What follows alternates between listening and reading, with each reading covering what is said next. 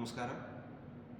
Houston Guruvayurappan ക്ഷേത്രത്തിലെ ഈ വർഷത്തെ തിരുവാതിര ആഘോഷം ജനുവരി മാസം 11-ാം തീയതി ശനിയാഴ്ചയാണ് ആഘോഷിക്കുന്നത്. തിരുവാതിരയുടെ പ്രാധാന്യം നമുക്ക് എല്ലാവർക്കും അറിയുന്നതാണ്. ശിവപാർവതിമാരുടെ പരിണയം നടന്ന ദിവസമായി തിരുവാതിര എന്നാണ് സങ്കല്പം. ഈ ദിവസം സ്ത്രീകൾ അവരുടെ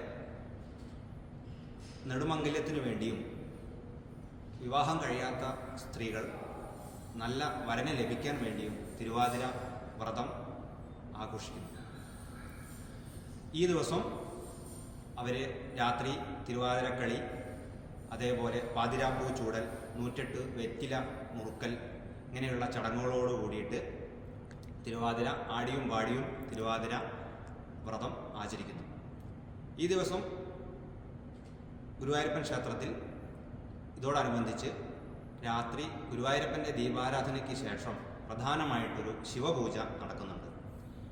ഈ ശിവപൂജയിൽ എല്ലാ ഭക്തജനങ്ങളും പങ്കെടുക്കണമെന്ന് അഭ്യർത്ഥിക്കുന്നു. നമസ്കാരം.